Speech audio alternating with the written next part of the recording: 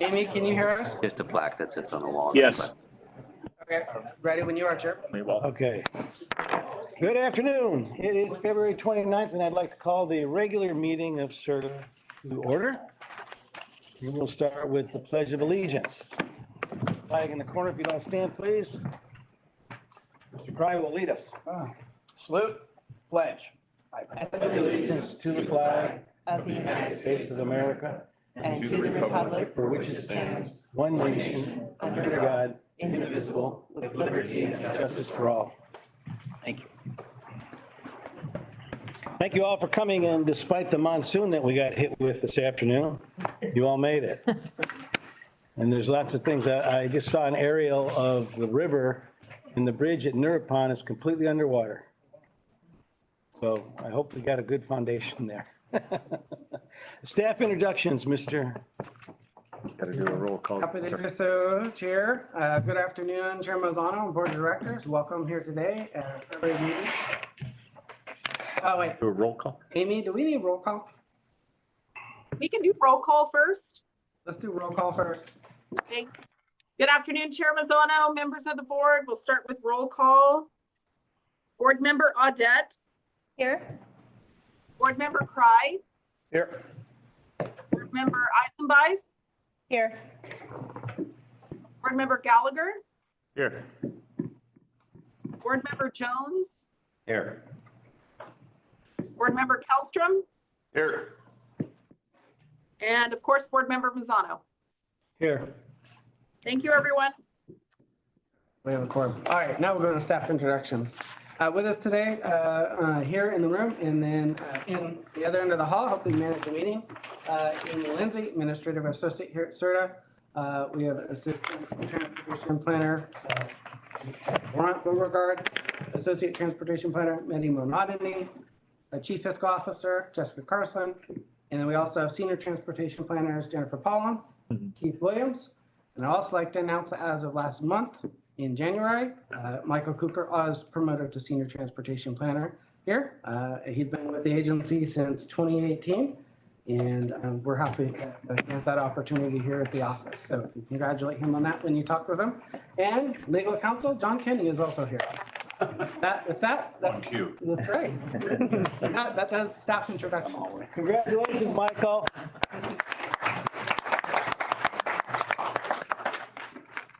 Nice to get promoted. Let's move on to no workshop today. Item 5, we have a presentation. Yeah, as I'll do a quick introduction, Caltrans has had their draft 2024 State Highway Operation and Protection Program out and available for review. And all of the Caltrans districts across the state have had it available. As part of the outreach effort, I had asked if Caltrans District 2 would be willing to present the items in the draft SHOPP for the Shasta region. Sean Shepard, Asset Manager for Caltrans District 2, is here today to talk about the draft 2024 SHOPP, potential projects for the 2026 SHOPP, and an update on the State Highway System Management Plan. Sean, feel free to come up here and take it away. Well, good afternoon. Thank you for having me today, Board. I noticed you shuffled the order. Last time I was toward the end of the meeting. What a pleasant surprise. Yeah, as Sean already said, I'm District 2 Asset Manager. We have some staff listed there that handle around the district. Of course, there's 7 counties within District 2 for Caltrans. So I'm here today talking about Shasta County, of course. The next slide. Who's got the Michael, so you should just say next slide. The next slide for you. So, like any specialty area, we have a lot of jargon.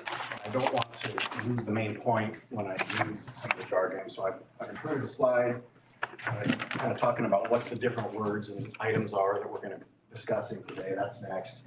I'll kind of highlight how the SHOPP's funded and kind of emphasize what can the SHOPP do, how is that different from other kinds of funding sources. I'll talk a little bit about our 10-year plan and the State Highway System Management Plan and SHOPP timing. I'll give you a few examples of typical SHOPP projects, and then really the key today is opportunities for local collaboration. In District 2, we have most of our capital projects out on the state highway system are funded from the SHOPP. And it's been a changing environment, and there's more that is possible today than used to be. And that's where we can be looking for ways to leverage that and do things that we have in common that we'd like to see happen. That's pretty cool. I'll highlight a couple of examples of past collaboration, and then I'm going to take some questions. Next slide, please. This is a pretty busy slide, right? SHSMP, that's the State Highway System Management Plan. It is a renewed every couple of years. Caltrans develops it, the Caltrans Transportation Commission approves it, and it outlines what our inventory of highway things are and what the condition is and what the desired condition is. And it tries to match funding revenue projections to what that makes possible, trying to keep things in good condition. The SHOPP, the State Highway Operation and Protection Program, is a fix-it-first program. Whatever's already out there, the SHOPP exists to keep it serviceable. So we're always monitoring the condition of the state highway system and all of its accoutrements and identifying what makes sense to do next. Trying to keep things in the best condition possible because the unconstrained need is to the moon. We have a certain budget, so you have to make decisions about what's the right time to take care of something. The SHOPP is focused on, within the State Highway System Management Plan, 4 main primary, what we call anchor asset types. Obviously pavement's a big one on the state highway system, but bridges are part of the state highway system.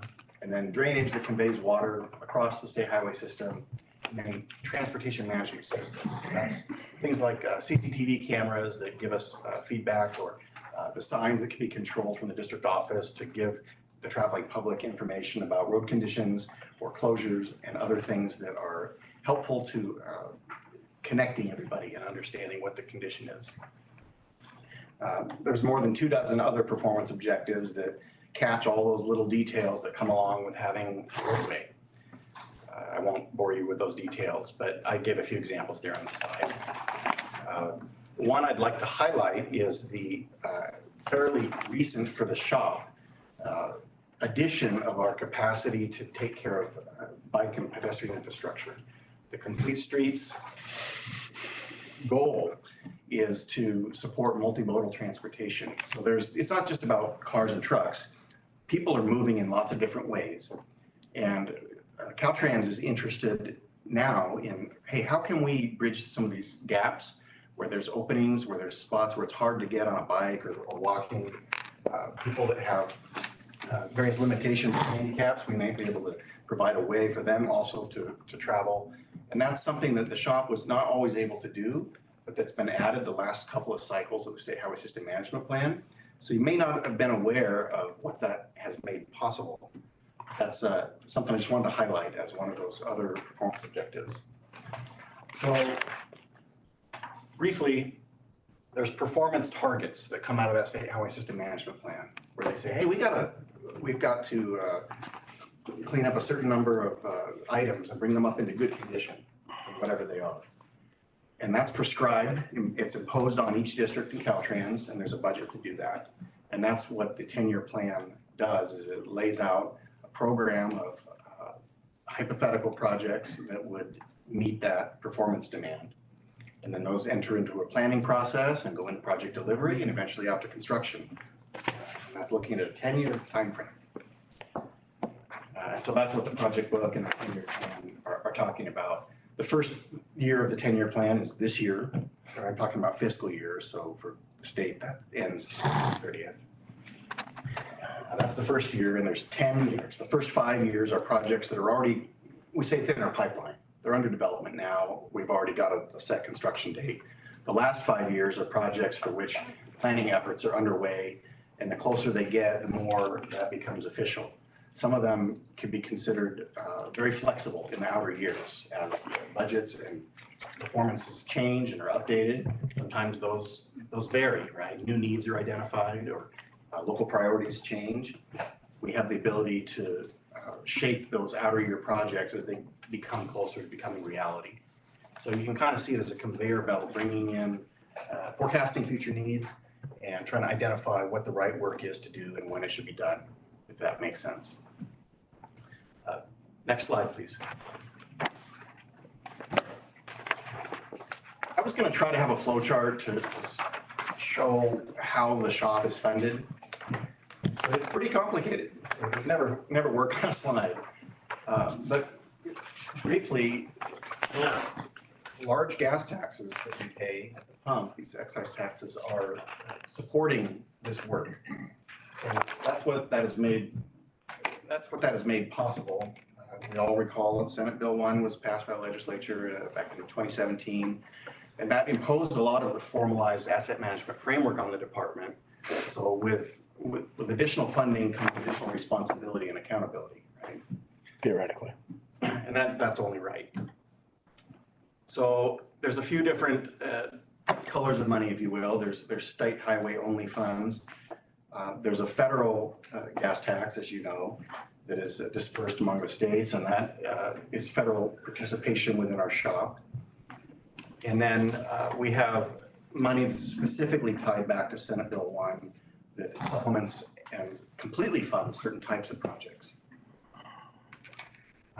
The Federal Infrastructure Investment and Jobs Act, IIJA or IJA, also provided additional funding that was able to increase the scope that some projects already underway were doing and reach a little deeper into that need and bring things up.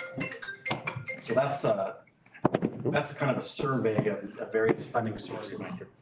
And like I was mentioning before, as we shape those outer year projects, the projections for condition and for available funding are modified every other year with the new state highway system management plan. Next slide, please. I want to emphasize what the shop can do and what it cannot do. The shop is for maintaining what we have. It is precluded by law from adding capacity to the state highway system. So a common request or desire from some local areas would be, hey, we've got a little issue here. Could we get another lane or could we reconfigure this interchange to improve traffic operations? There's a fuzzy line right there because I can do traffic operations improvements in the shop, but I'm not supposed to be increasing the capacity of the highway system in the shop. So there's some guidelines in the shop that put that forth. And sometimes there's things we can do and sometimes it's not appropriate for the shop to fund that, and so we won't be able to. But that's where a local fund and other fund sources can come to the table and say, well, we can fund that in a different way, but it can still be a Caltrans project. It matters what color of money is being used to achieve some of those ends. For the shop, safety and emergencies are right at the top of the list. We actually take the statewide shop budget and cut off the top of it a reservation amount every year. And that is funded directly into major damage. When storm damage, close the highway, slide or something, and we mobilize a contractor straight away, where does that come from? It comes out of that reservation fund. When we have an active highway monitoring program or a reactive safety project where, hey, something's been going on here, there's people getting hurt, we don't like that, and we see that there's something that we can do to make that better and safer for everybody, we don't want to put it into the hopper and wait all this time for it to come down the conveyor belt. We want to move today, right? And so we have a part of the shop that is set up to take action on a shorter time frame for those kind of projects. And that money comes out of that statewide reservation that comes off the top also. So once those reservation funds are taken off the top, the rest of it goes in and is part of the budget that's laid forth for the State Highway System Management Plan every year. I think I already mentioned about op improvements sometimes being eligible. And I highlighted previously the bike and ped facilities that are eligible for the shop. And I give you a sense of the magnitude of work that is before us in District 2. Next slide, please. This is pretty hard to digest. You can kind of stare at it for a minute and see what's going on. The bars at the top are successive 10-year plans roll over. It's a 10-year plan, but it's renewed every 2 years. So think conveyor belt again. Those same years, they come down. What used to be year 3 is now year 1 next time, right? And you get new years out at the end, if that makes any sense. Similarly, the multicolor SHOPP cycles that are shown at the bottom there. SHOPP is a 4-year cycle from beginning the environmental analysis to the latest that we can deliver it out to construction. That's rolled over every 2 years on even years. So we're delivering projects continuously. And every time we start a new SHOPP cycle, we take what was left in the previous 4-year cycle, the last 2 years, and that gets rolled into the first 2 years of the new cycle. So we're about to adopt the 2024 SHOPP, and that's going to inherit the last 2 years from the 2022 SHOPP. And then the 2024 SHOPP will have its own 2 years out at the end. And that's how it just keeps handing off to the next cycle each time. It's similar to other funding sources that you've seen before. I think you understand the idea. We're renewing it, we're looking at it again. Each new batch of projects comes forward as adopted. And, so we're at the time where we're about to adopt that 2024 SHOPP cycle. I'll come back for questions on that. Next slide. Typical SHOPP projects. The Bernie Cap M that's been going recently right through town up in Bernie on 299. You know, it's taking care of pavement, it's cleaning up some of the sidewalk, curb and gutter, doing some drainage improvements. It actually paved all the way, I think, on Hatchet Mountain, came down, across, and then down.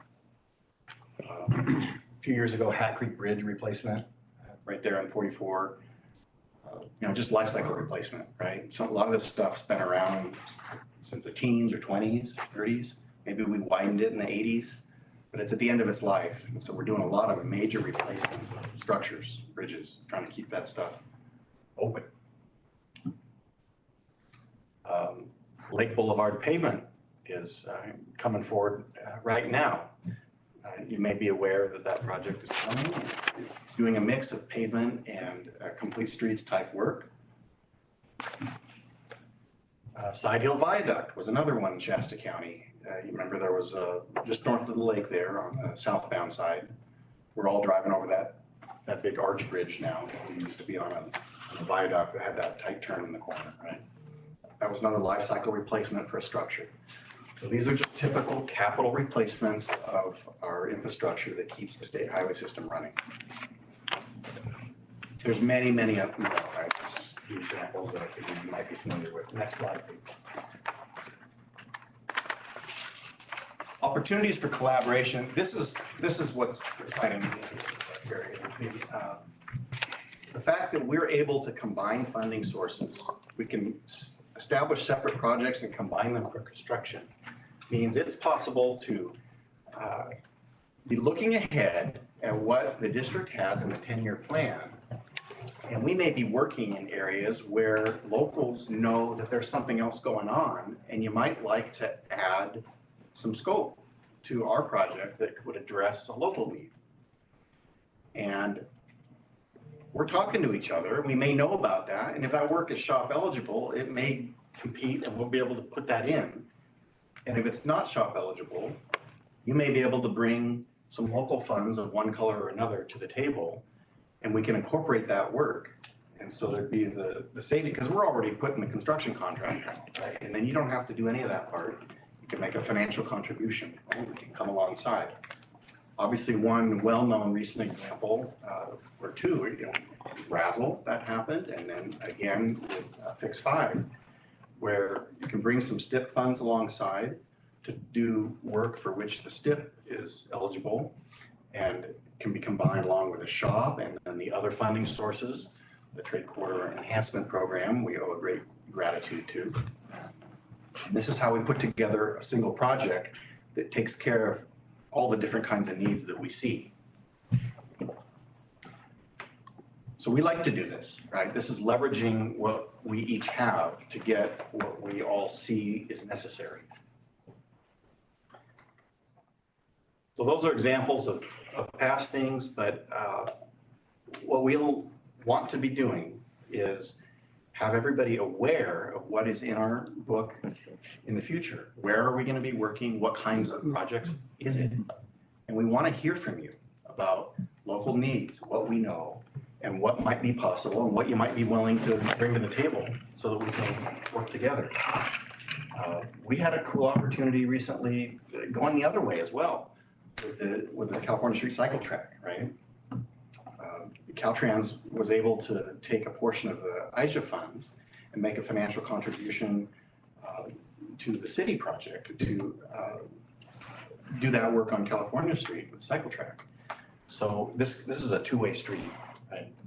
Really neat opportunity to be able to work together. What else do I want to say? Well, next slide, please. Nobody can read this table. There's too much going on. That's why the link is at the bottom. Project book.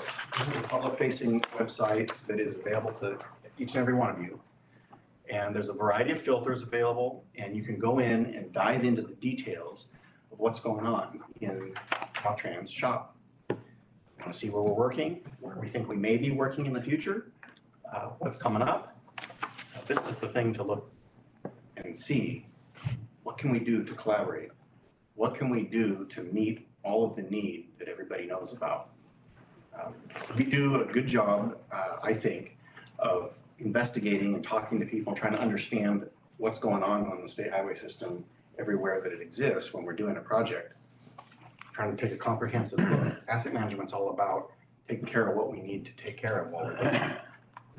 But this list of projects is a sample out of the 2023 SHSMP of things that are going on in Shasta County in a narrow band of years. So quite a variety of costs there that you'll see, and quite a variety of types of work. You may have questions about that. You can call me or send me emails. I encourage you to reach out anytime you need to or you have particular questions, because we may be able to work something out. So with that, I'll just ask if anybody has any specific questions right now. Bridge health. What is it? Bridge health is one of 4 ways that we look at bridges for their condition. So I'll tell you exactly what bridge health is after showing you. There's also bridge scour, there's bridge seismic condition, and then there's bridge goods. Bridge health is typically about the deck condition, the superstructure condition. So if a deck is getting older, maybe it has some cracks, maybe there's efflorescence in the soffit, meaning that it's cracked through and rainwater's coming down and depositing salts. And you're going, what's going on here? So we're trying to keep those in reliable condition and protect them so that they don't round that corner and have to be totally replaced before their time.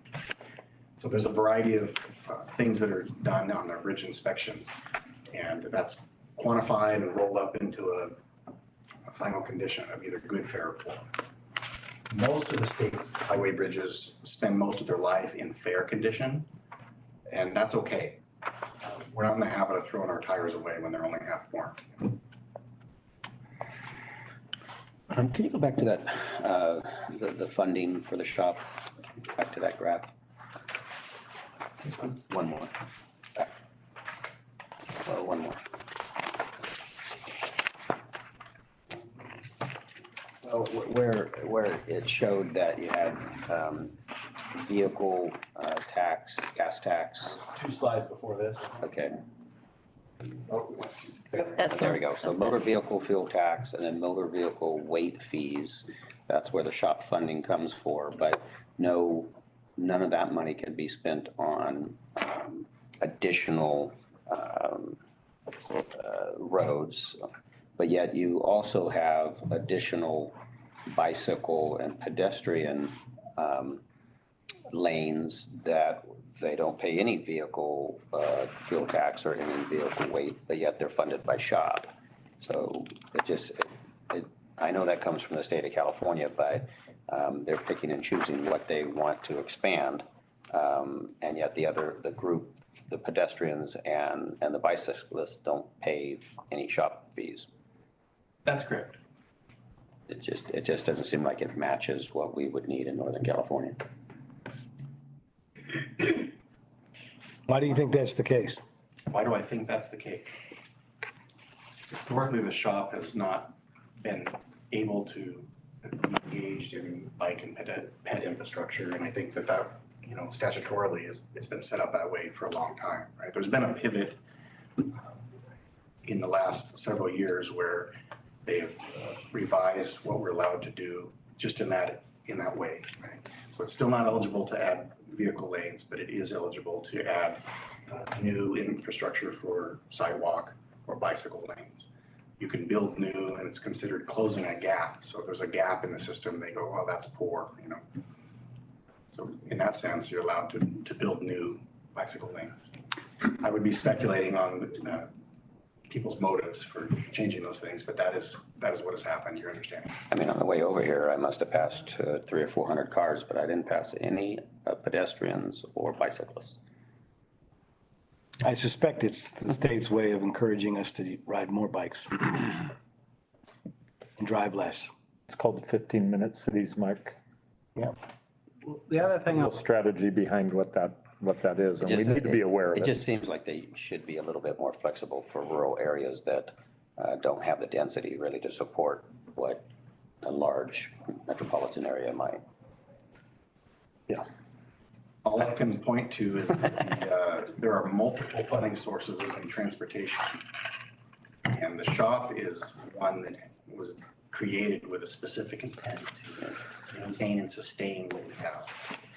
If you go to LA, the SHOPP is dwarfed by alternative funding sources that come from local agencies and cities.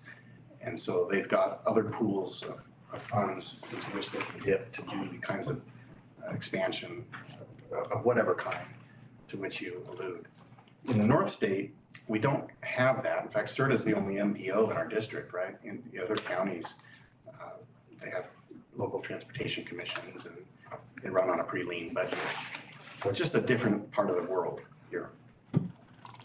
I'll add to that too. I mean, one of the things that we, see is, with the different programs having various restrictions from regional planning perspective, in some of the more rural areas where the highway system bisects or splits certain communities that we have.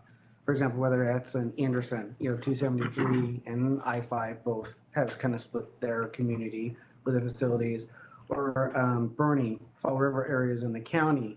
When trying to address, especially in some of the rural areas of locations like schools where people live or kids may go, it sometimes has presented more challenges for the counties, the cities, SRTA, Caltrans to figure out what are those possible funds. So it opens another opportunity, but the state does have a lot of other fund sources, specific for those types of needs. So in that end, I think the SHOPP, for us at least, would be more of a last resort type of a thing if we needed a little bit of funding to finish getting a project. But we're working with the county and Caltrans specifically right now in the Bernie area on a project that we think we can do a lot with, other fund sources. So it does provide some flexibility. We also try to, maximize the other different types of funding programs that we have as well before we're, I think, tapping into that. Personally, from the city's perspective, the Caltrans project on South Market Street, where we took away that lane by the bridge, and all the complaints I get, I'm very happy to say, talk to Caltrans, because they did that. It was the traffic safety initiative. Well, sure, I know exactly why it is. It slows the traffic down, and that's a real issue out there. I patrolled that section of roadway for years, and I think it's a wise decision, but some of the commuters don't. But Caltrans is better at it than they are.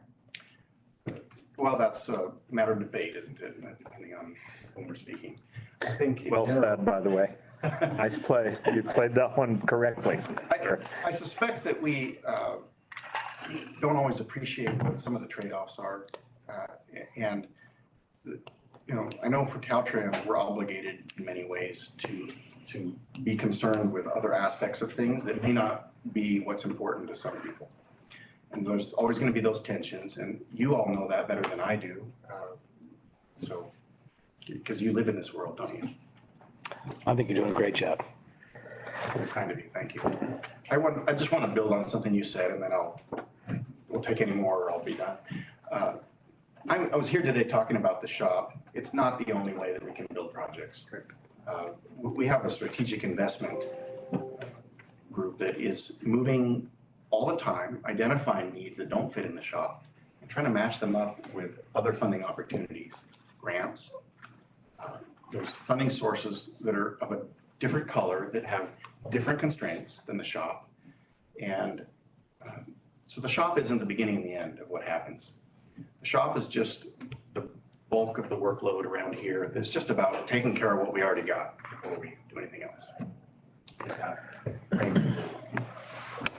Thank you. Any other questions? I was back on your chart where you're talking about some partnerships and encouraging the locals. So does that mean there's a potential to use some shop money on a local street or local infrastructure? No, that's against the law. What it means is that there's a potential for, California Street is a Route 273. And that's what was going on. Sometimes locals want to implement a project on the state highway system using their own funds. And in this particular example I cited, Caltrans came alongside the city and said, well, we see that you're working on a route. We're happy to see that. We have an ability to help support that effort. Okay. We cannot expend SHOPP funds on local roads. That's illegal. Great, thank you very much. Thank you.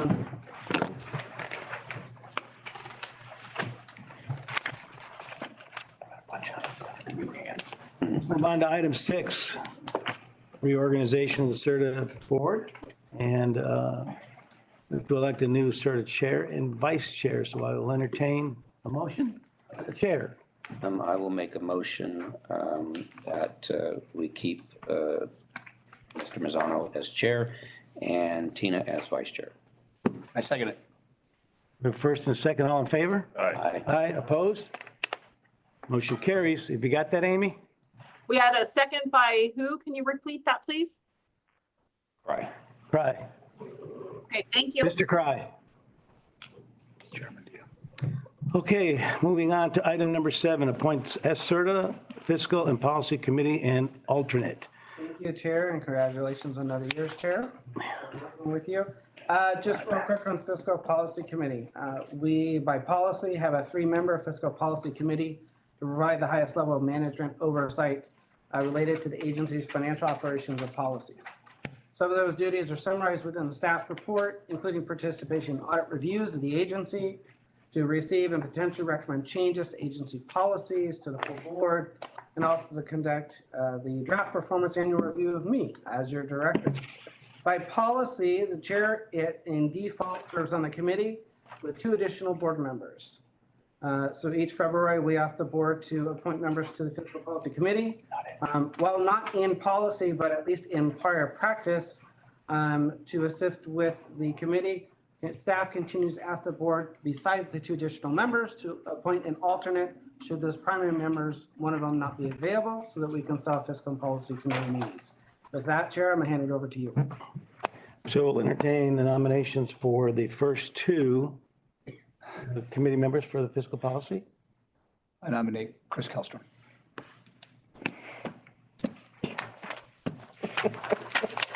There's no second. Move on. I think he would do well there. Too tall for that. Yeah. Let's play the high card. Who else is interested? I'd ask, Nominate Mike Yeah. Gallagher. are you interested? Are you, I'm fine to keep going. It's fine. they still do it? So But we have Tanessa. I don't, if anybody wants to do it, I'm happy to let them Greg do did it. last year, right? Whoever wants to do it, it's fine by me. We have Michael Gallagher, Tanessa, and I. just for the record, I'd be happy to step aside if somebody else would like to do it. I think it's Yeah, good experience and Tanessa wants to stay. That's great. Vanessa Okay. can stay. I don't have to say it. We If need somebody one else more. wants it, you can have it. I just want to make sure this doesn't conflict with what I had spoken won't. to. It won't? Okay. Oh, so with what we, Vice- no, there should be no conflict. Most of the items that go through Fiscal and Policy typically result in draft recommendations to the full board for full board decision. Okay. And I will nominate Mr. Kellstrom as the alternate I second that. Which we didn't use at all this year, so don't worry about it. Perfect. First and second, and Can I clarify? It's Tanessa, Gallagher and Tina are doing it. Because Greg was the alternate. Tanessa, and the Mike. motion is Tanessa and Tina. and Chris Kellstrom. And Mr. Kallstrom as the alternate. Yes. Are you thumbs up, sir? Sure. Can I make that motion? That it would be Miss Audette? Mrs. Audette, Thanks. Mrs. Ice and Bites. I love your last name, by the way. And Mr. Kallstrom as the alternate. That's my motion. We need a second. Second. Mr. Cry is a second. Amy, all in favor? Aye. Opposed? Motion carries. Thank you. Thank you.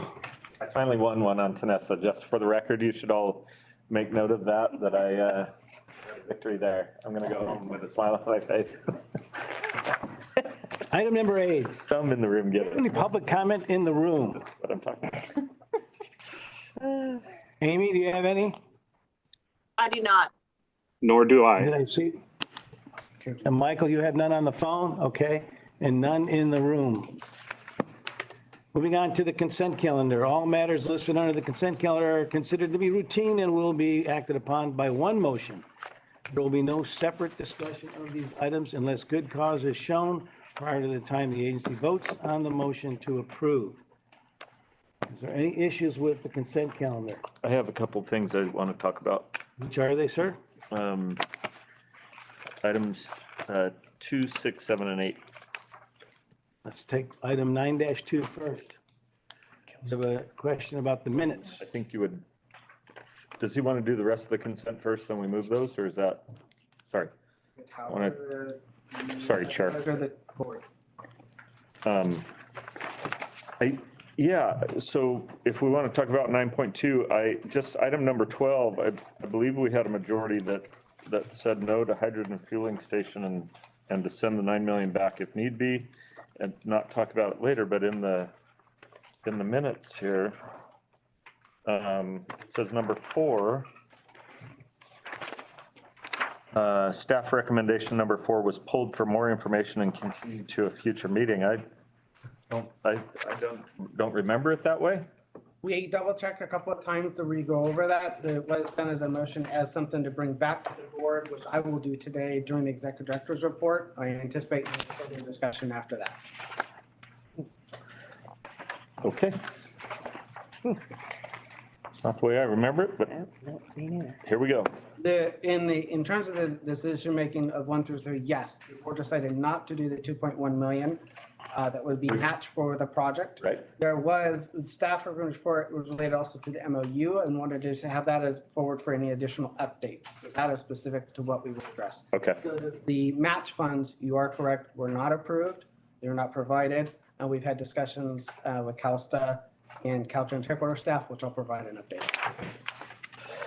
The next one, Michael, was 9.4? 6. Sorry, help me. 9.6? It was all in order, so I'll.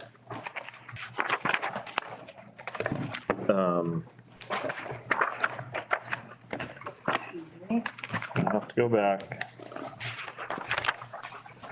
So, and I think I know most of the answer, but we've got we're just dealing with the first quarter of last year, right? This report's just Q1 July through September. of 23. Just passed, yeah. So tell me how we're getting, I know we had some challenges because of audits and all that stuff. So I do understand that, but are we actively, like, shouldn't we be reporting on Q3? Or have we always been that far behind the curve? Well, this is a budget actual, so the quarter has to be finished before. I understand, but And it has to be evaluated, so it's February, this is the first meeting after December. December, your second quarter wouldn't have been finished. So this is the first time we've met Okay. since then.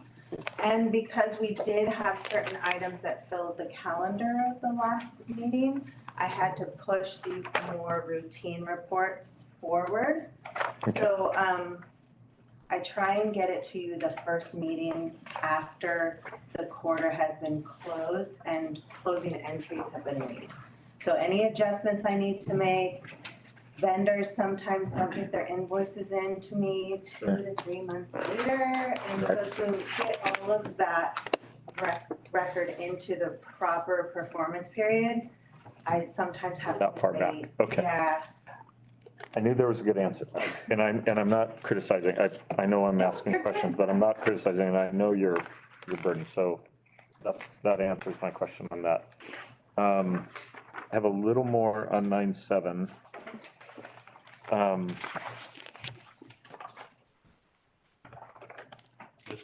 I know this is just a report, right? Yes. Receive a report on that, but I am curious about just some clarification questions on, I took December and January off the Sunday on-demand transit trips, and I just did some math on that.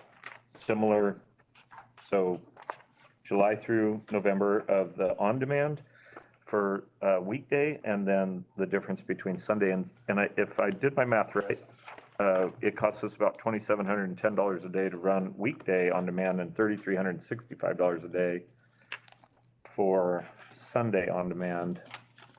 And I'm trying to reconcile, because I'm using the numbers on your report back here, what the cost for was. Now, I might be off a little bit because for some reason we don't have December and January for weekday on demand, which would have been very helpful, by the way. So if our ride sharing trips are higher percentage on Sunday than they are on weekdays, and our average trip length is shorter by a couple miles per trip, and our average ride times are shorter, I'm struggling. Why does Sunday cost us so much more than weekdays?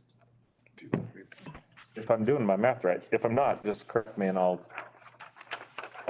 stop. Do we know why that seems to be the case? I mean, are we paying overtime to the drivers, or is there? No, and I would have to. You're talking about July through November? I just took July through November. Well, I mean, And the challenge is when we get reports that don't have, like, you can't make actually a really good comparison because we don't have the same amount of information for both services, so. right, and so some of the information is depending on when we get all the invoices from the operator to be able to then review those, confirm accuracy with those. One thing we can look at is potentially adding a couple of different columns that have some financial information for comparison, where you're able to also compare the revenue, that the costs and by trip, or those types of metrics that we use. Yeah. To be able to give you kind of an apples to apples to see, and also the budget for each month is something that we could look at. Without being able to look at the details, I couldn't tell you what's going there in terms of what different months being a little bit different and how that plays out. Some costs are a monthly cost that we have for software, that we have for operations that takes place. We can look into that and get back to you with a report on that specific question. Yeah, thank you. I'm curious. You have That's a good question, Michael. Hey, Mark, she had something. Yep. oh, I was just going to also clarify from a financial perspective, I know these invoices for this brand, Sunday service is separate from CPSA Monday through Friday. But they do share some costs from Dignity Health, and some of those costs are split. So I'm just thinking, just for a simple example, the security system they use in their parking lot is split 50. So it's possible that just in the operating and shared costs of some of those operating items, that Sunday gets a heavier cut of that. So unless we come up with a methodology that is more fair in that split, maybe based on ridership or however, you decide to do that. Right. That could be one component that inflates the Sunday expenses when makes they're sense. shared by the same operator. Yeah, yeah, it's one spread over 5 days and the other spread off over one. And I get it. yeah. Yeah, no, that's a great, So can you, yeah, if you're good with it, you can get back to Mr. Gallagher with the results of your inquiry, but and then just include them the next meeting. Yeah, and it's a report, so I'll definitely throw that in. I'll make them wait until we meet again. Yeah, so- I don't want them to lose sleep at night. Next one, Michael. On the North State Intercity Bus to Rail, item number 8. Again, I mean, I'll go back to so much of what we're doing here is building 15-minute cities, and they're playing the long game on this, so I understand how they just chunk away at it.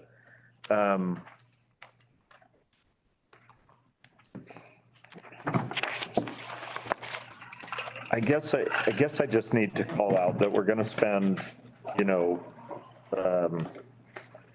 $291,000 for another plan to somehow get our buses connected to the rail. And I'll stay consistent with, I think that's a losing proposition. It's gonna cost the taxpayers dearly. I think the $291,000 is that's a lot of money to me. I get there's 101,000 for SRTA, 101,863, if I did my math right, for SRTA. And I guess I'd be curious, we don't really get a lot of information on what SRTA is gonna spend that money on. How exactly, I mean, it looks like it's for all the other things that need to be done. So in terms of the cost, a lot of that is the staff time for issuing the RFP, doing the administration, do the quarterly reporting to Caltrans, providing the reports to them, administering the grant. I mean, that's a full-time position, Sean, for doing that on one project here. Right, and it's Talking about one report, and SRTA alone is gonna spend $101,000 on a planner to do the analysis. I mean, are we gonna hire another human being? Because you could about afford it for that, so. It is including budgets of multiple staff within the agency that are participating, including a primary project planner. That will be that, as well as an additional planner to provide backup duties and assistance there. Right. As well as my time for part of the activities in reviewing participation and outreach in those activities. Most of it is, for consultant work. The other element is it's budgeted within the current overall work program. And the other thing that we have is that a significant amount of the cost is actually recouping our indirect costs, not our direct costs. Okay. Within our overall work program, we have an ICAP rate currently that's over 200%. Part of that is to be able to recoup the costs from building projects that we had in which we are receiving over a 15 to 20 year period indirectly to recoup the costs that we spent out for projects related to building. So a significant amount of that is actually the indirect rate, just to recoup those costs for each hour in which a employee bills. So for every dollar or hour that equivalent of a staff person, I'm also charging essentially just a little over 2 hours equivalent in cost in indirect. And so that is why those amounts are a little bit higher. So as we move forward and as we're able to recoup that indirect rate for building that we've had, the indirect cost rate should hopefully go down. And then that would actually be able to go for technically more staff hours should there be need be in the agency for work. Okay. Well, they're gonna get 189,000 and they're gonna have 18 people on this project. They have different staff on that project So- to assist with different aspects. Yep. You know, I'm pretty consistent. I think the whole planning thing is an exorbitant amount of money to spend on just, if you're gonna do it. Yeah. I know, I'm being. Is there a motion, Mike? One of the items there is that there's, they're gonna connect to healthcare centers, and we know that North Bay Transit already does that. They'll go all over the state. So are we really gonna plan on how to get people on a bus to a train to go to a healthcare center when they can get in a Prius with a driver and be driven right to that? Like, Part of this is helping us. taxpayer dollars on that, or is it? Part of this project is going to help us to answer some of the questions that we had from prior studies pre-COVID, in which we were talking about salmon rudder and the needs and services. Transbay was never even here at that time. So there's a number of the services, you're correct, that we need to be reevaluate and say, does it still make sense? From a long-term planning perspective, we need to be able to have an understanding of where the state is headed with both intercity bus and rail. Rail will take a long time. There's no doubt about that. It's probably not even something in my future in this agency. I could probably retire before we will probably see anything for increase in passenger growth. We need to at least have an understanding of where people are going and what their needs are. And this will allow us to do that from that standpoint in planning for the future. There may be a number of elements where as we go through, we find a couple different projects of needs. For example, RABA is working on a JPA with San Joaquin Joint Powers Authority to take on say intercity transportation between Reading and Chico, which is still an ongoing need, with a cost guarantee agreement that still addresses the need of a number of folks that do go from our region and from other neighboring regions through that route. And so those are things that this study will help us to be able to look at and look at long-term planning. And then we probably don't need to look at it again for a while, and we'll be able to identify other project needs down the future. Okay. Hey, Martina's got a question. Anything else, Mike? I'm not gonna make a motion because it won't get seconded. So carry on. You have a question? I just had one quick thing, and I was looking over the proposal and the work plan of what they were anticipating doing over the next 10 years.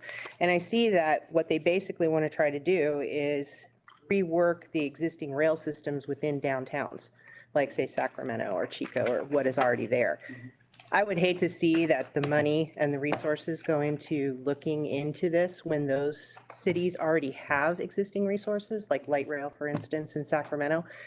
Part of their plan is to actually rebuild and reconnect those areas into the existing plan. And I don't understand why they would do that when they're looking at the existing light rail routes to do it. So I would just hate to see the money wasted on something that already exists.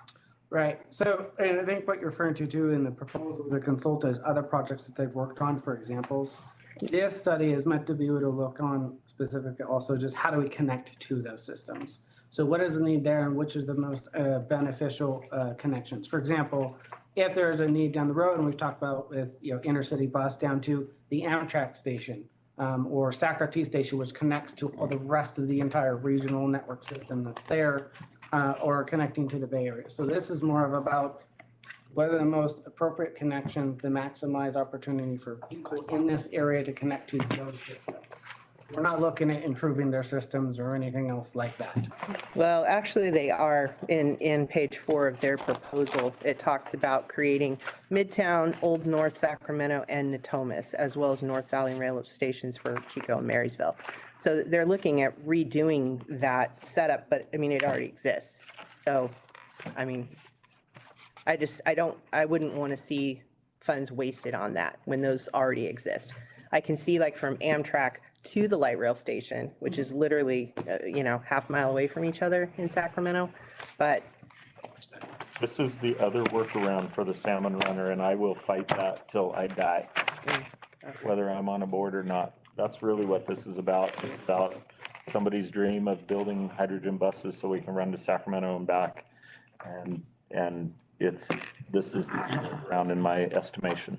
And I've been on this one long enough that I'm pretty sure, because it's actually listed there on page 4.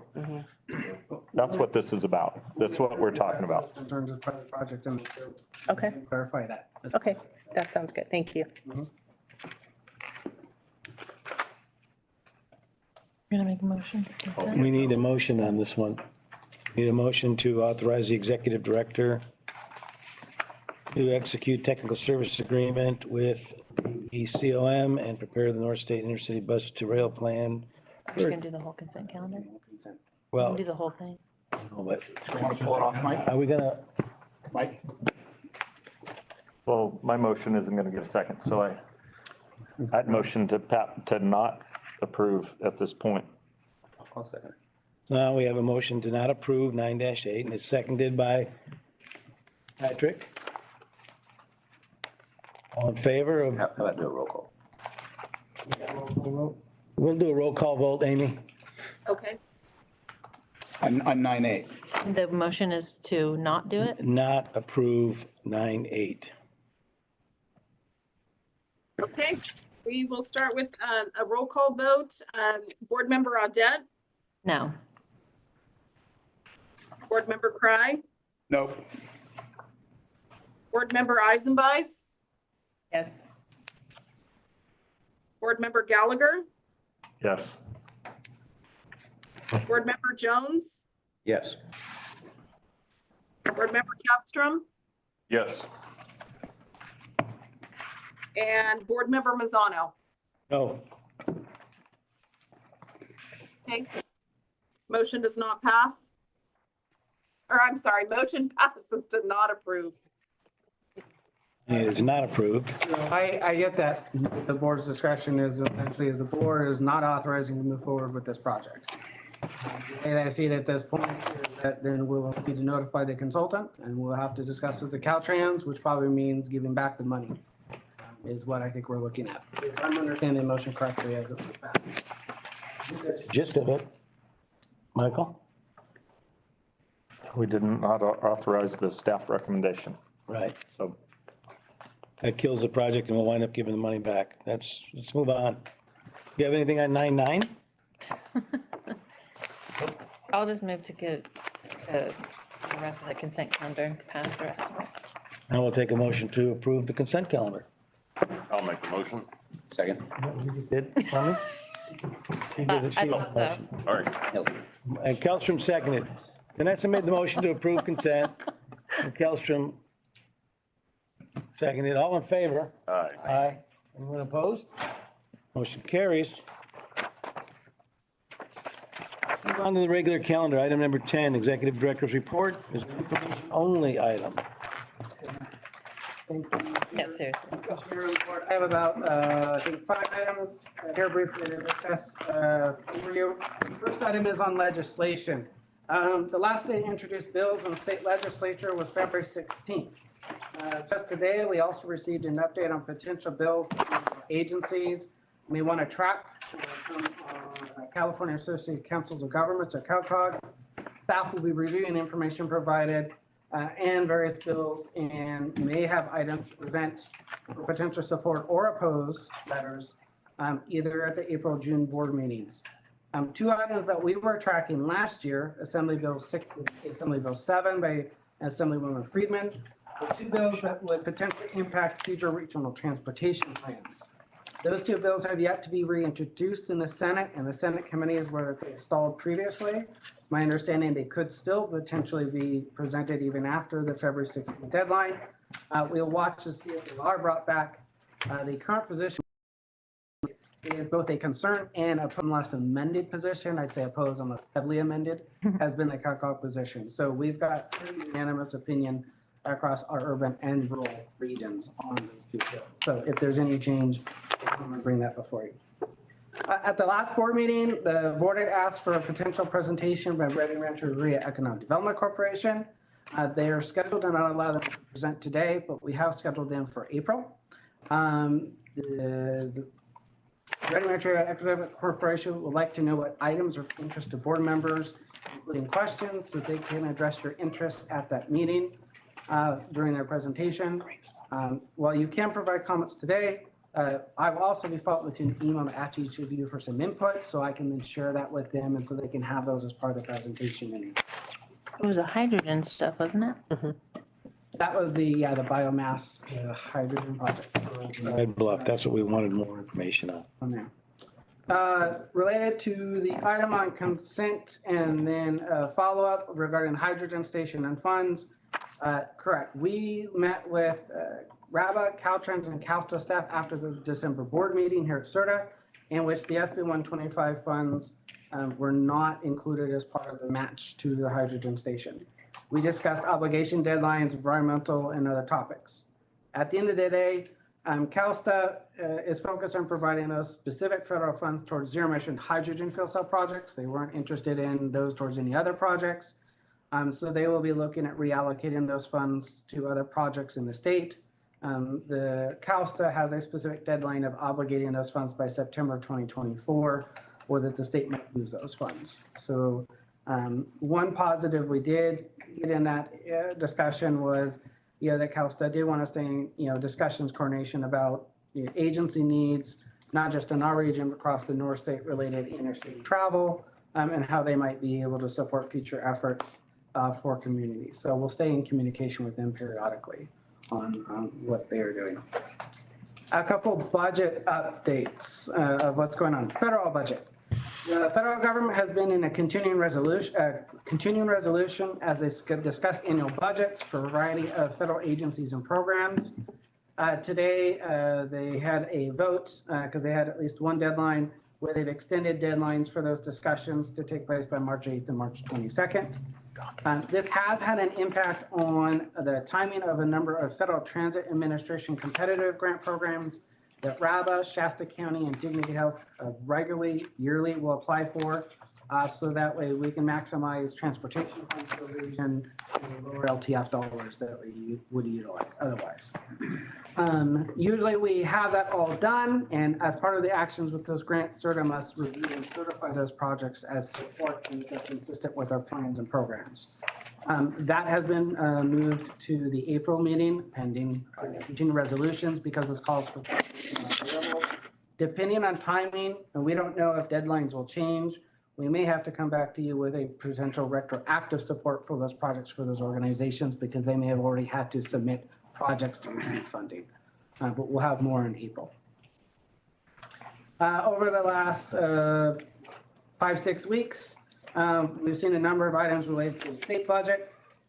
In January, the governor issued his estimate of the budget, and we also had updates from the legislative analyst office related to essentially not good news. We're in a state deficit in the way it's projected. On February 20th, the LAO provided an update of their opinion of estimated budget and had revised their estimate deficit from 58 billion to 73 billion. In their report, they identified upwards of about 16 billion in recent, what we are called one-time or temporary augmentation funds that could be reduced or potentially pulled back within the ability of the state legislature right now. So they could be looking at that and deciding through bills and making adjustments through committees. The LAO's report also potentially indicated through all the different state agencies and programs, another 15.5 billion in augmentations that could be reduced over the next 3 fiscal years, as the report also acknowledges, and the governor and Department of Finance would also agree, the next couple of years don't look good, that we may also see budget deficits. So the state legislature has a big task ahead of them to figure out how they're going to balance budgets with all the different needs across the state. What does this mean for transportation? Well, for most of the dollars that we receive to maintain our roadways and all our other projects, bridges, all of the things we have, there isn't too much of a issue there because these funds and the deficit we're talking about specifically are general fund activities. These are not impacting activities that are funded with our gas and diesel excise taxes or vehicle fees and those fund sources for transportation. At the state level, there is 1.8 billion in transportation funds identified that could be impacted. For Caltrans, it's their Clean California program. And for CalSTA specifically, it's related to a variety of transit and rail funding projects at the state level. We'll continue to monitor that if that has any impacts that may come down through on our end. The only thing that we did see, and it was proposed in the governor's budget, was the SB 125 funds that we had approved a portion of those funds for in December. About $1 billion in funding that was anticipated as part of the total $2 billion for next fiscal year will actually be provided 1 fiscal year out. So the SB 125 program is not being proposed cuts right now in the governor's budget. That is subject to a bunch of negotiation between the state legislature and the governor. We will continue to watch that to see if that has any impact and whether or not we need to make any revisions to what was approved in December. And if we have to make any recommendations of project cuts. So that's something we probably wouldn't see until as early as June of this year, possibly later, till we know what's happening. One program that is impacted has been our Rate 2.0 program, which we had allocated and gone through the whole process to get projects for housing. So it was housing money that was provided to metropolitan planning organizations specifically. In the governor's budget specifically, he proposed a 50% cut to the REAP 2.0 program.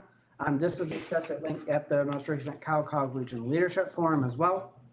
At that point with the notice, we in our office had issued notices and emailed to all of the awardees that at this point, SRTA cannot issue any payments. Technically, we've approved projects. Those agreements have been signed with the awardees, with the city of Reading, city of Shasta Lake, and Emerging 3D. But at this point, we said, look, until we know the funding situation, all of that could disappear. And that's the only pot of funds we have for those types of projects. We are not going to issue anything, and we recommend that they not move forward with those projects until we see results of the state budget process. We stayed in communication with those partners to understand impacts to them, what those deadlines mean. And then we've also provided an update to CalCog so that they could put together a full summary of what the impact of the governor's budget proposal right now, pre-legislative analyst report, would do to programs.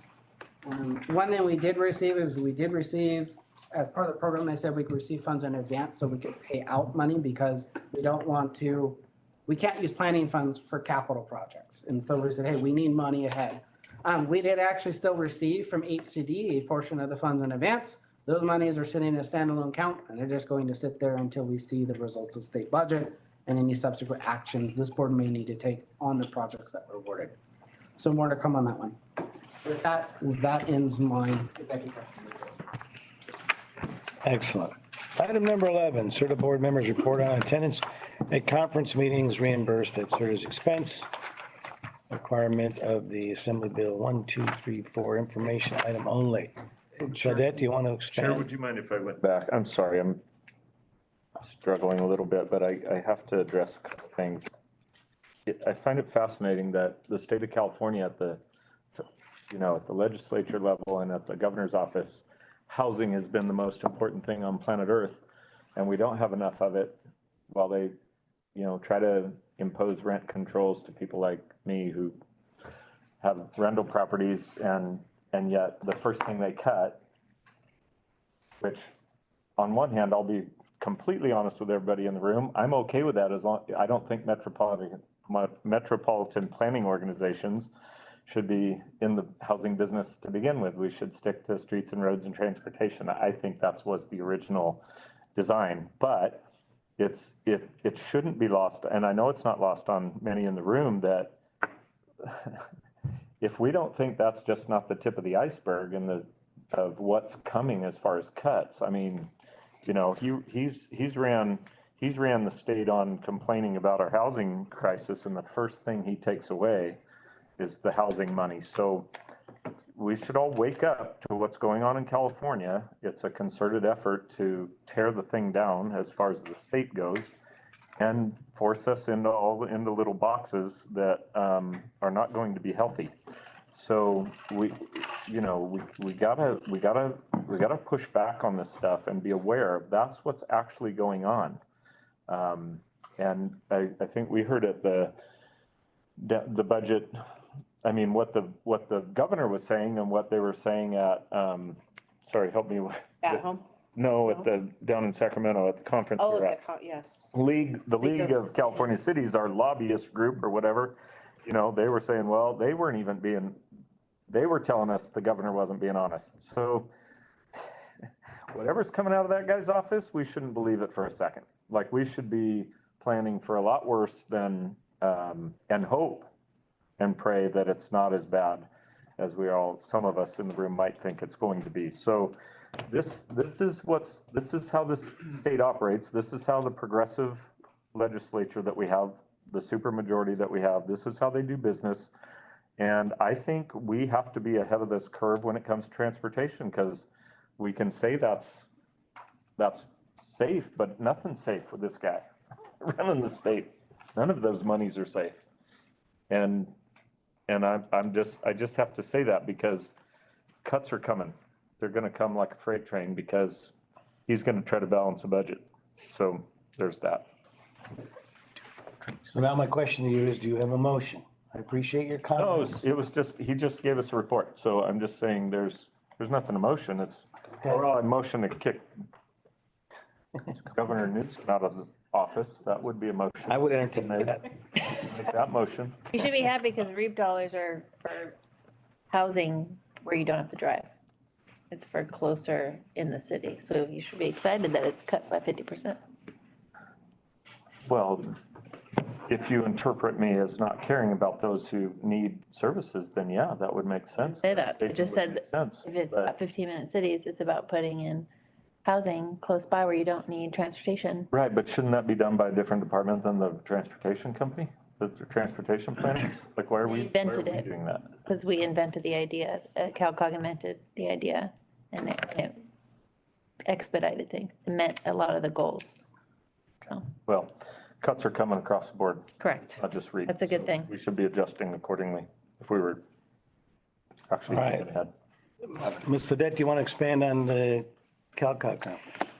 Well, we talked about REAP dollars. I thought it was good, the more you talk to other people from other cities and communities, they're having all the same struggles as well.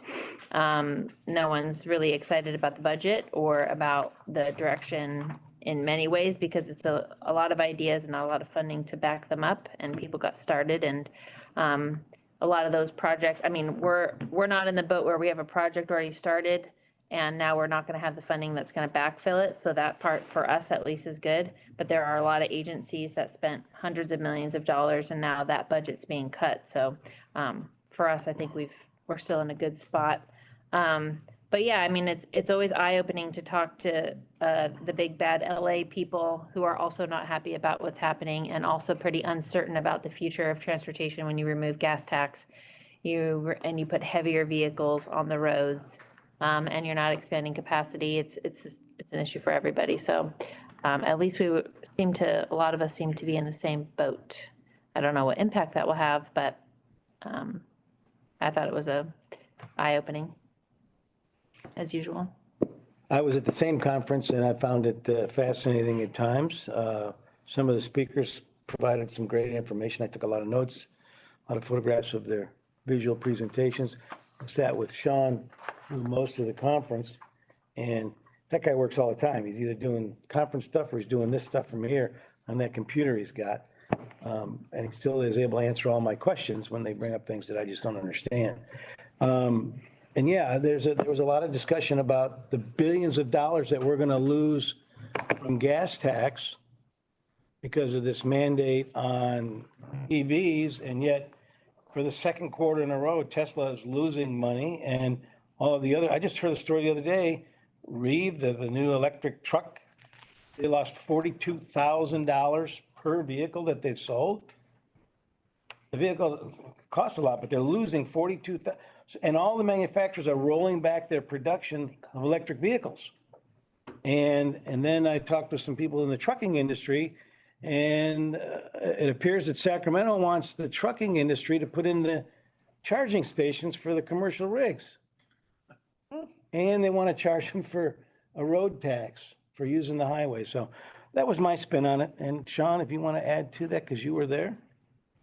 No, you captured a lot of what I think the bulk of what that conference was on. A lot of it was about concerns about funding, concerns about how do we move forward, and a lot of discussion about some of the programs that, I think there's a lot of, from even the CACA board meeting, there was a lot of continuity between comments between a lot of the different regions on several of the issues, which doesn't always happen. Usually there's a lot of contention and between the different regions, and usually I think on some of the issues, there's a lot of commonality. We do always get into debates and discussions when it comes to how the money is distributed. Everyone agreed that the bigger regions and small regions can never seem to agree too often on that. Usually have to work out some compromise, but. Good news was the chair of the of transportation in the assembly has a background in it, Yes. and that's helpful. She's not, I forget what her name was, but Lori Wilson. yeah, she's the new assembly for that committee for transportation, has a background, so seem to understand the struggles. And it's not so simple or clear cut. And so I would think that bills are not just gonna be either summarily blocked or rubber stamped. She had a lot of interesting things to say. She'll have some input, that's for sure. Yeah. Okay, let's move on to item 12, review draft work elements and planning budget for the fiscal year 24-25 overall work program. Michael's going to present on this item. Our new senior planner, Michael? Hi there. Can you see my slides okay? Yes. Yep, we're good. Great. Okay. I am here to present on the OWP. This is part of an annual process. I'd like to start this off with a reminder of the purpose of this effort. The Overall Work Program, or the OWP, its primary purpose is an application for federal consolidated planning grant funds, and it also serves as a contract for state grant funds. It also has secondary purposes as well. It serves as an agency work plan. It can serve as a tracking tool for the board of directors and a monitoring tool for local, state, federal partners, as well as the general public. This is a chart of the general work cycle on the OWP. In December, we brought our preliminary regional planning priorities to the board, which passed. And here we are in February presenting a draft version of our OWP, including work elements and budget to the board, showing how the priorities have been incorporated and getting board feedback on it. And then in April, we'll bring the final version to you, and hopefully it will be adopted. So I want to remind everyone what the adopted regional planning priorities were.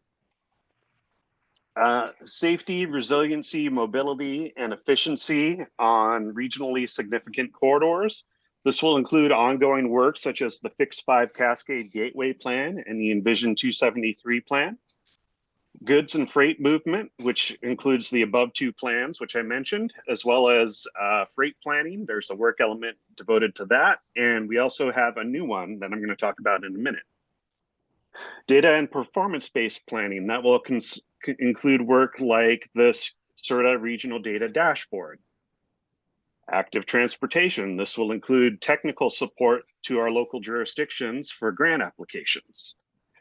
Enhanced delivery of public transportation include exploring ideas to implement more efficient and more effective transit service. Zero emission vehicle infrastructure planning, and improved public engagement with the planning process.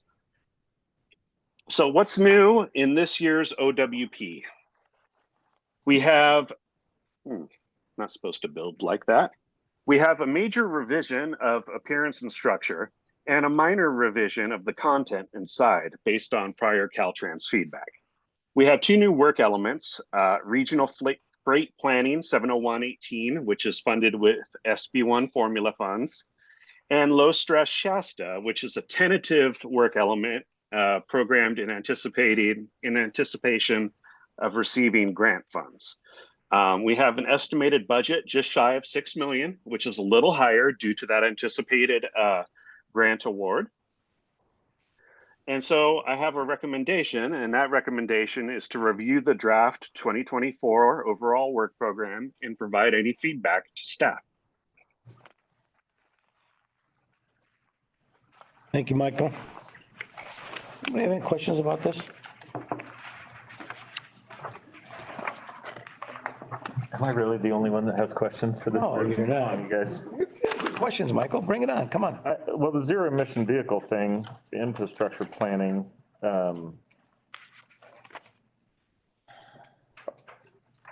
fiscal year end deliverables and outcomes is state purchasing agreements for hydrogen fuel cell motor coach, including the reallocation of 2018 SHOPP, however you say that, award with new scope of work. I'd like some clarification on that, because is that the salmon run, the original 8.3 or 8.6 million that was the original salmon runner money that we're still, I think we might still have a hold of? And it's the last box on the white chart in the staff report. Attachment B in the staff report, very last box. Sean or Jen, can you speak to that? What you're talking about there is related to the, yes, that is referring to prior TRCP awarded funds that we had allocated for originally battery electric buses for intercity. And then Intercity meaning salmon runner? Salmon runner, correct, exactly, for that. And then after the initial independent third-party review of the vehicles and the technology available at the time, the prior then discussion after that was to potentially pursue hydrogen fuel cell. was that, and everything. So that needs to be re-updated pending with the board's decision in December. Those funds are still available for potential consideration for reallocating and making for battery electric vehicles, which would be able to support services for like what Bravo is doing with SJJPA for that interchange service. And so it could be funds that we could potentially use in that way. But there's a whole obligation process with the state to have those funds re-obligated. And it's sitting essentially right now with CalSTA on behalf of the agency.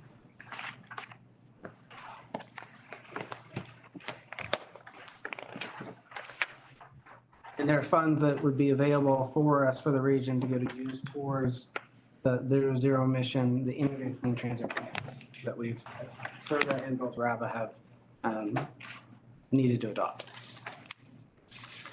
Yeah. Well, I wouldn't adopt it. I wouldn't adopt that plan if it was me. I think we're all pretty clear on that at this point. I think, why at the end of 25, we'd buy a hydrogen fuel cell motor coach with no way to fuel it is baffling to me. So, but I guess we get to plan for that, maybe. There's no action on this, right? No, No, Okay. There's a recommendation. just a review. I'd change that one if it was me. That's my so recommendation. noted, we can do that. Well, we also have the Rancheria building a hydrogen plant out there in Red Bluff. So do we just run the bus down to Red Bluff and fuel it and run it back and run it back to fuel it so you can? I don't think that's gonna be the only one. And they're doing production, not fueling, I believe. I don't think they're just doing production. Well, I think a refueling station's right around the corner. Especially as the big commercial traffic moves to it. So if we're getting ready for it, that's fine, I think, but that's just my opinion. All right, let's move on. Item 13, receive an update on the Envision 273 Comprehensive Multimodal Corridor Plan. Hello again, Chair Mazzano and members of the board. I'm here today to give the board an update on the Envision 273 Multimodal Corridor Plan and how the planning effort will continue going forward. I'm pleased to announce that work on the Envision 273 plan began last January in 2023 with the following partners. SRTA and Caltrans District 2 are the co-leads on the project. GHD is the consultant, board approved, and the other jurisdictions are partners in the sense that they have representation on our project advisory committee and executive advisory committee, and we are working very closely with them on this plan. So, actions so far. First, I am pleased to report that we have a grant extension. We ran into a little issue at the beginning of this project. We received an award letter in 2021 and a notice to proceed over a year later. And so that was because there was an administrative issue in trying to combine the funds. No one had tried to do this before, so it took a little bit of back and forth with Caltrans District 2 and headquarters, and ultimately they decided the JPA was needed, and that was board approved, and we entered into that, and we got our notice to proceed in 2022, but that resulted in almost half of the possible work time being elapsed. So Caltrans was gracious enough to give us an extension through April of next year to allow us to proceed at the anticipated pace and not be rushed. We formed 2 advisory committees. One is a project advisory committee, and that's staff level representation in the more regular consultation. And then we also have an executive advisory committee, which represents department heads from the local jurisdictions and executive level staff from both SRTA and Caltrans. And the purpose of that is to check in at certain key points along the process and make sure that the planning effort is aligning with everybody's goals. We performed a first round of public engagement, and that consisted of 4 in-person open house sessions, 2 each in Reading and Anderson, and a lunchtime session and an evening session. We had articles and interviews on various local media outlets, including television, print, web, and radio. We had boosted social media posts on Facebook and YouTube. There's currently ongoing feedback opportunities on Envision 273, and we had presentations with various community groups. So we did an existing conditions assessment. This is kind of a fundamental process of developing a plan like this, and the goal is to figure out how the corridor is performing. So you can see a little chart up there. The corridor was divided into 10 segments for the purpose of evaluation, trying to kind of group segments where they made sense, where it was a similar environment on the corridor and the surrounding environment. Didn't really make sense to compare like downtown Reading to, you know, the rural area between Reading and Anderson. So it's better to evaluate them on their own. And their performance was based on multiple criteria in 5 different general categories. And that's operations and reliability, mobility and connectivity, safety, social equity, which is the presence of a disadvantaged community or not, and sustainability, which is just a baseline measurement on how the corridor is performing so that we can evaluate proposed future improvements against it later on. So these are the results of the existing conditions assessment. The corridor scored pretty poorly on most of the criteria, poors and fairs. And we discovered that crash rates along the corridor exceeded statewide averages for similar roadway facilities on 8 out of the 10 segments, which is not great. And then towards the end of the year, we decided on feasibility studies. And so in prior planning efforts and other venues, there's been considerable community interest in a couple of ideas for various reasons that haven't been looked at. And we're really looking at this planning effort as a once-in-a-lifetime opportunity to leave no stone unturned. And I want to emphasize that these were selected based on public feedback and in consultation with the Project Advisory Committee and the Executive Advisory Committee. The purpose of a feasibility study is to allow in-depth study of a particular corridor challenge or concept, something that's beyond the usual planning effort. And how it works is you use technical data to assess the practicality of the proposed improvements. This would be the first step for any future efforts, should any arise out of this. It would produce what's called 30% designs, which are kind of rough conceptual designs, and these can be leveraged for future grants. And just because a concept is being studied at this time doesn't mean that it'll be built or even recommended to be built. This is just to kind of get some big ideas out there and to evaluate them. So the first 2 were specified in the grant application. And the first one here is examining downtown Reading, looking at the one-way streets and seeing if some or all of them could be reverted to two-way traffic. This was last discussed in the 2016 Downtown Reading Transportation Plan, but there wasn't enough budget to fully study the concept. So we wanted to be sure to examine it. So we're looking at 2 different scenarios, either a full reversion or a partial reversion where we would only revert the streets below Tehama Street so that the highway couplets would remain unaffected. And then the second concept that was specified in the grant application was a roundabout at Cypress Street.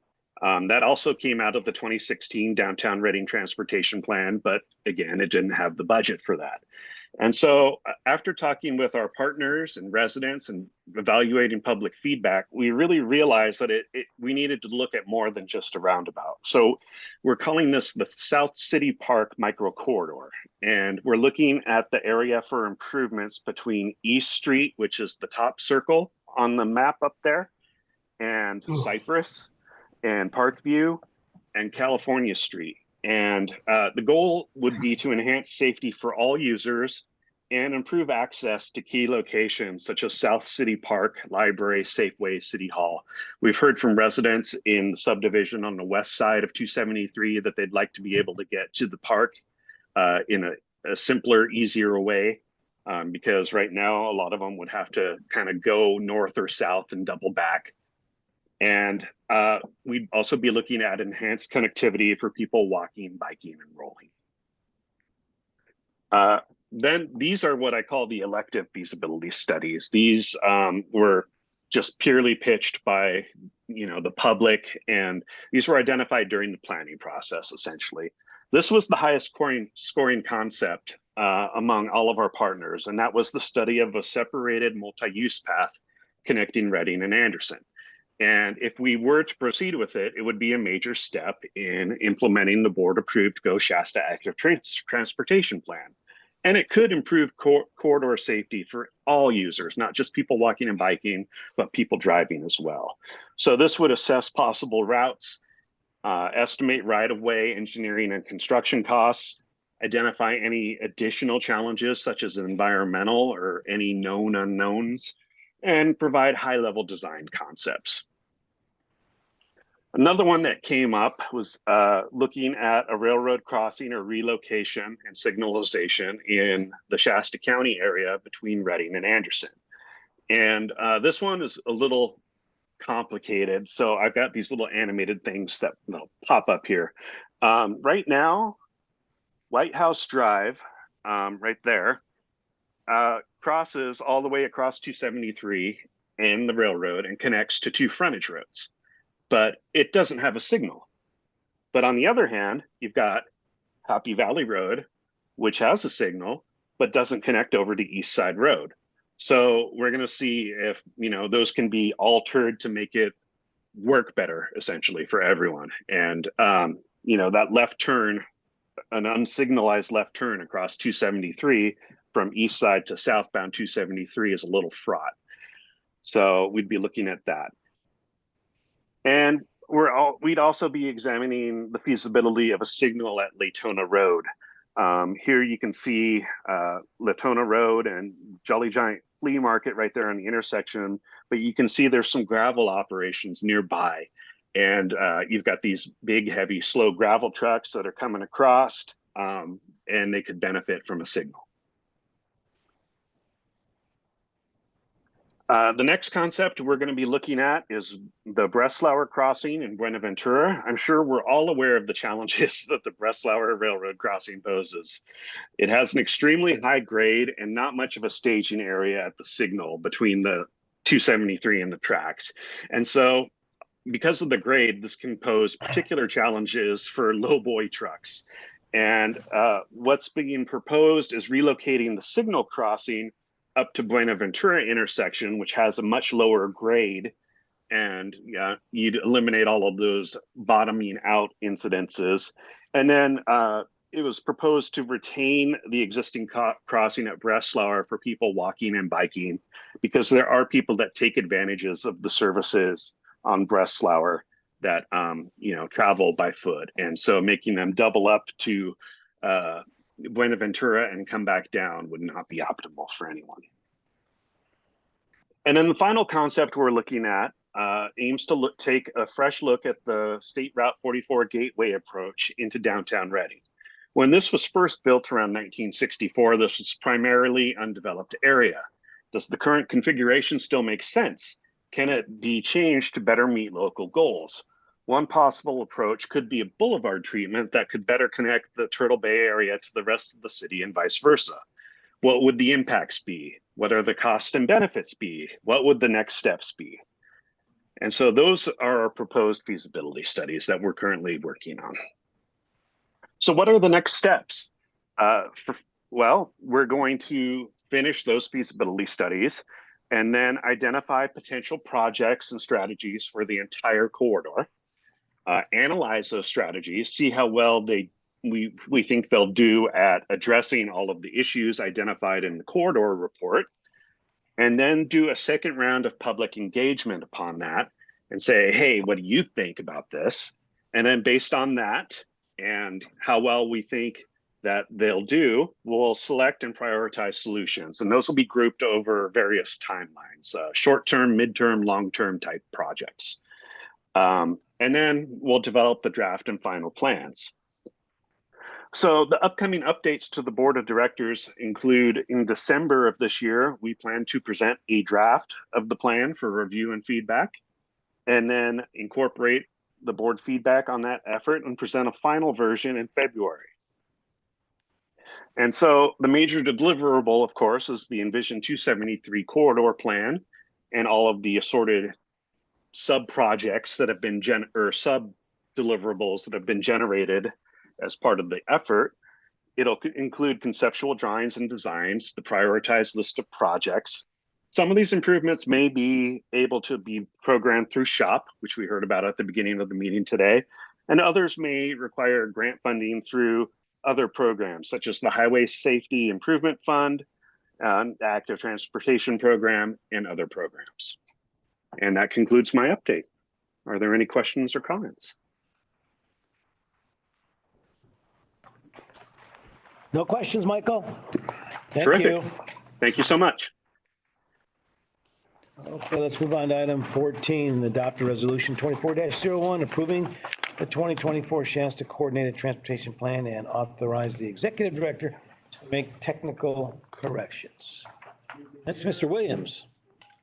Yep, we'll present on this plan that we've been working on to update so that way RABA and Community Health and other partners and nonprofits in the region can benefit from applying for applicable funds to benefit seniors and individuals with disabilities and those of lower income. So with that, Keith, I'm gonna hand it over to you. Thanks, Sean. Good afternoon, members of the board, members of the public. Before I get started, I just want to recognize that we've all been here about an hour and a half, so if anybody needs to stand, I wouldn't blame you. And feel free to do so. I'm going to present to you on the development of the draft final 2024 Shasta Coordinated Transportation Plan, the Shasta CTP, before members of SRTA's Social Services Transportation Advisory Council, or SSTAX in a few words. The Shasta CTP is typically updated every 5 years and serves two primary purposes. One, the document is a planning document that guides the coordination of transportation services in the region for both public and private services. And it makes some of our transportation partners' vehicle purchases eligible for Federal Transit Administration FTA Section 5310 funding, which goes toward the enhanced mobility of seniors and individuals with disabilities. Last April, though, this board directed staff to contract with LSC Transportation Consultants and their subconsultant, AIM Consulting, to assist with the plan updates, and we do have LSC staff with us today. LSC reviewed the last Shasta CTP and other related transportation plans and interviewed and surveyed transportation providers and analyzed existing transportation needs and service gaps, temporal, geographic, eligibility gaps, all of which make it challenging for transit-dependent populations to access food, fresh food, doctors, and essential services. The consultants' work began last summer, and they have closely worked with staff from SRTA, Reading Area Bus Authority, Dignity Health, Connected Living, and transportation and non-transportation human service providers on SRTA's SS. 3 well-advertised community workshops were held at SS TAC meetings in July 2023, September 2023, and January of 2024 to collect input on existing transportation services, discuss opportunities for improvements, and make recommendations for the coordination of transportation services. LSC prepared technical memorandums from each workshop, which were ultimately merged to create the 2024 Shasta Coordinated Transportation Plan, including 7 strategies for improving regional transportation coordination and collaboration.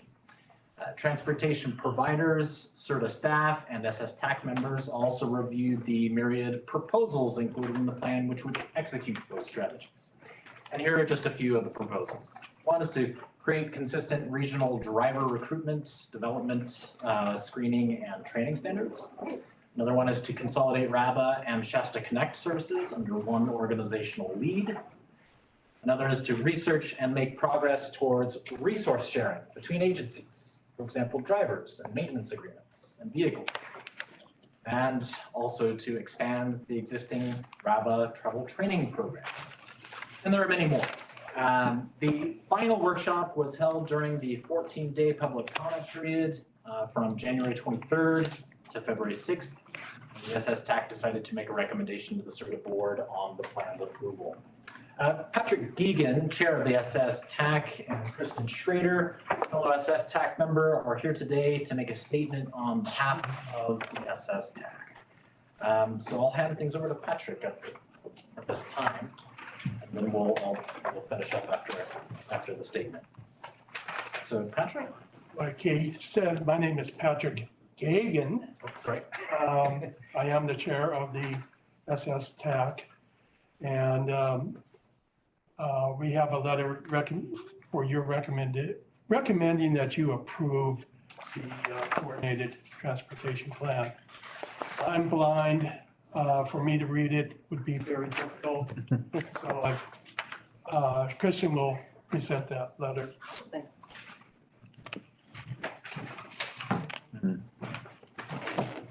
On behalf of Patrick and the SSTAC members, the Shasta Region Social Services Transportation Advisory Council, SSTAC, serves as an advisory council to the Shasta Regional Transportation Agency and meets at least twice per year to review transit needs in the Shasta region. This year, the STAC participated in 3 workshops, as Keith explained, to provide input on the development of the 2024 Coordinated Transportation Plan. Following participation in this in-depth public engagement process, the SSTAC is encouraged by the proposals included under the following strategies included in the plan. 1, improve regional organizational coordination. 2, minimize duplication of operation and administrative functions. 3, implement technological improvements. 4, invest in infrastructure and capital improvements. 5, improve access to transportation for people in need. 6, maintain current level of transportation services. And 7, expand outreach and regional education services. We think the proposals integral to these strategies will raise awareness of transit services, reduce costs, improve coordination, and ultimately better serve the general public. We recommend that the Shasta Regional Transportation Agency Board of Directors approve the 2024 Shasta Coordinated Transportation Plan. And I would add just that it was, the plan was well done. I think that the team that facilitated the meetings did an excellent job. And I think we're lucky that we also benefited from the fact that the consultants also were working with the RABA short-range transit plan. So there's some coordination there in the language in both plans that I think will help offer some additional coordination efforts and the 7 strategies. Thank you. So, thank you, Kristen and Patrick. In addition to the SSTAC, CERTA's Technical Advisory Committee concurs with the staff recommendation. We may have other members of the public that may wish to comment on this item, I'm not sure, but do you have any questions for me or staff? Questions from the board? And just double check with Amy, you don't have anybody on board that wants to question this? I do not. Okay. Nor do I. All right. Is this the first time I've seen this, or did we get a copy of this before? And Actually, I made a presentation at the RABA board in January. I don't think the plan was available at that time. So the plan was released with the TAC meeting and then also. So that's correct. This is the final draft. So, but we have time if there's any questions or concerns or comments to integrate, we can still have that opportunity. it's more than 65 pages.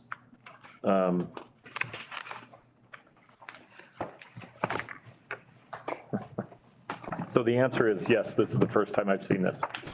Yeah, I think we should have. Is that a yes? Is that a yes answer, or are you gonna give me something else?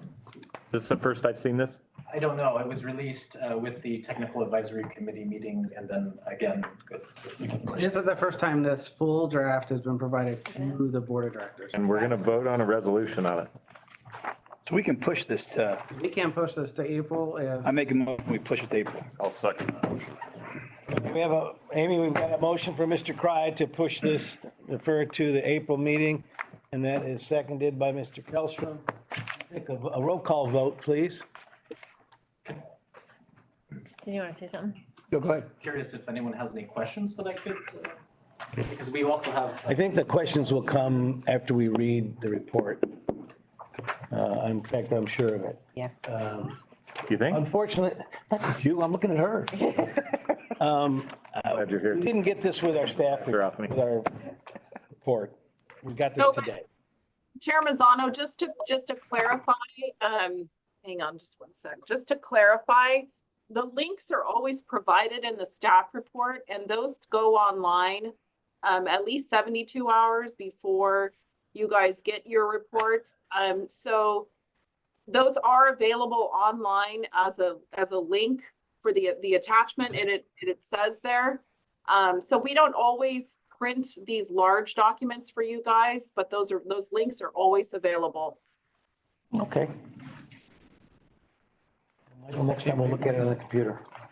So, hey, the link, is this like right here? Is what she's talking about, the attachment A? Correct. Talking about attachment A? That's what she's talking about. All right, yeah, so like I just look at my paper copy. So when this is delivered to my office, I look at it. So when I see that, I just assume that was like bolded. Make sure moving forward, ensure all these different items are included. Yeah, well, I mean, yeah, Paper copy. I can't. Yep.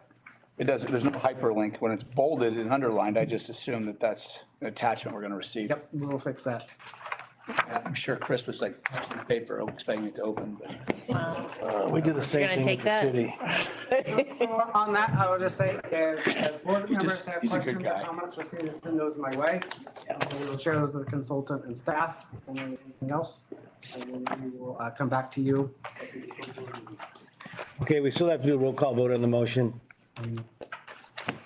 Correct. Are you guys ready? Yep. Board member Audette? Board member Audette? Push it forward. Yes. Board member Cry? Yes. Board member Eisenbeiß? Yes. Board member Gallagher? Yes. Board member Jones? Yes. Board member Kellstrom? Yes. And board member Mazzano? Yes. Okay, that motion carries. And what I would ask for the board members, if you would, as you find the time between now and April to review this, that as you come up with your questions, if you could send them to Sean so that he's ready to answer them at our April board meeting. This is an extensive report, and I'm sure there are a fair amount of questions about it. Thank you. Let's move on. Item 15. Ms. Teagan, you're up. Thank you, Chair. I'll try to make this brief, as a lot of the kind of information that we've been digesting over the last month is summarized here as best we can. But essentially, under the Federal Clean Air Act, the US EPA is tasked with a number of duties. One of those is to set limits on a variety of what they call criteria air pollutants related to pollution. And the different types of pollutants are listed in the staff report, including one that is called as particulate matter. Particulate matter are small particles of dust or smoke that can cause serious respiratory health issues. They come through a variety of different sources, including vehicle tailpipes, manufacturing processes, and commonly also from wildfires and the burning of wood, which we're not well familiar with. Here, of course, with all the wildfires we've experienced over the last few years. On February 7th, the EPA had announced that they were revising the particulate matter standards. And with that, they provided an initial draft set of counties throughout the United States, in which they believe they may be under what is called a non-attainment status, which means that based upon the threshold that is set and based upon the monitoring sites that are used to collect data throughout the year, says that the monitoring sites suggest that that region exceeds the revised threshold. The EPA made their decision. The last time they made an adjustment to the PM standards was 2012. They reviewed data from the years of 2020 through 2022. in which they looked at data that was provided and how they looked at determining their new standard, which reduced the standard from 12 micrograms per cubic meter to 9 micrograms per cubic meter. However, the determination is currently only preliminary and it is not a final determination. What the US EPA has said is that they're going to conduct a 2-year review in which they're going to review all of the different counties across the states that fit into the new, that may exceed the new standard that they have issued. For the Shasta County, they said during the 3-year period that the average between the 3 years was 9.3 and their standard is 9, so they said that we've exceeded it. However, there are a few different things that play into this that we reviewed. One is that the EPA says they do try to look at wildfire events, especially large massive ones, to exclude those from the data. Staff took a chance at reviewing the preliminary data that was available, the methodology, and it appears at this point that no fire events during that 3-year period are excluded for the Shasta region. So there may be an opportunity there to make a case related to fire events on that. And the other thing that we have learned is that as part of the final determination, the US EPA is going to look at data from years 2023 and 2024. Based upon the methodology, the data sources provided by US EPA, staff here at the office looked and determined that it appears preliminarily that 2023 reporting already shows the average for the year is around 7 or 8, so it's below the threshold. So if we were to add that is potential that when those other years are included as part of the evaluation and average, we may end up not exceeding the threshold as we're at this point. We wanted to be able to provide this update to you now so you're aware of it with the change that took place, because if the region was to be put into what is called non-attainment status, it does have a few significant impacts to us for the region because these are federal air quality standards. One, and we continue to stay in communication with the Shasta County Air Quality Management District, is they may have to actually develop a plan in coordination with the Air Resources Board that says overall for the county, how might for all different identified sources reduce over a 10-year period so we're below the threshold that the EPA has set. On the transportation side, it would potentially impact our regional transportation plan, our federal transportation improvement program, and our regional transportation improvement program. Specifically, it requires to do additional modeling to look at the projects proposed to say, okay, could these projects potentially, the sources when they're constructed, would they be at, exceed, or be below the threshold for PM 2.5? That's a process we would learn throughout of what exactly that is and what tools are supposed to be used standard. And it would potentially either restrict projects that we could include in the regional transportation plan, or, I mean, we're required to lead agencies to identify additional mitigation steps that for those projects to be able to have them included and funded in the future. So it creates some restrictions. On the other side, if you want to look at this as a benefit at all, is that every state through the federal agency is given a formula amount of what are called congestion mitigation and air quality, or what we call CMAQ funds for these different pollutants under the Clean Air Act, with the formula funds that may open up funding available to the region to be utilized towards some of these projects. Again, this is still really a preliminary result. We're going to continue to have discussions with the Air Quality Management District because the process is actually run firstly through them. And we will assist and or provide data on the transportation side. Ideally, in a good world, 2 years from now, say, hey, we're fine. The data that could be excluded was excluded. We're good to go. We're still in attainment, and there's nothing further. But as we get more updates and as we learn what the process is and where the EPA is headed, we'll continue to provide updates in the future. And that's all kind of all I have for you now, but just want to give you a heads up because it would have some impact, both in terms of time, staff time, additional tools we'd have to do, and also working with our partners on how we identify projects in our plans and programs at a regional level. So that's all I have on that one, unless there's any questions. Questions? Hearing none, let's move on to item 16, suggestions from board members relative to potential topics for future board of directors meetings. Anybody? Do you guys want a report from the people that are doing bikes and pedestrian stuff? I know Christina Pressberry was here earlier. About why we're doing all the bike lanes and all that stuff. I just want to clean up some money. Okay. I'm not sure they have the same But if they want to impact. come with their checkbooks, I would agree to that. Yeah. I don't know that they have the same impact on the streets as a car, but you know. No, just they pay for their amount, that's, So do we want some report from? I'm open for it. I am too. So what we're looking for, a report. If Christina Pressberry wants to present on. Not on The municipal. trials and tribulations of bike lanes in Reading. Okay. I think it's a good idea. All right, well, we're good with. Anything else? And Cottonwood. All right, before we adjourn, we are adjourned. Folks, we have some paperwork to sign. Thank you for your attendance, Josh. Appreciate it. Chris has got one of those. Email will be in here for signature.